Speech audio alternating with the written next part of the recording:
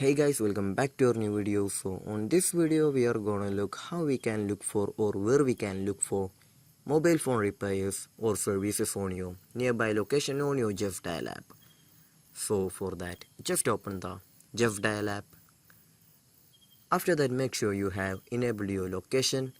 Then only we can look for our nearby locations, nearby the services or repairs rather. So after that, in the home page we can just see the option repairs and services option. Go to the repairs and services option. In here we can just see the mobile phone option. Go to the mobile phone option, and if you need the any specific your company, you can choose from here, or if you wanna need the all options, we can just see the all options right there. So after tapping on that, we can just see our nearby service centers or mobile phone repairs option centers on your nearby location on your Justdial app. So I hope this video was useful for you. So just do like, share, subscribe to our channel. Thank you.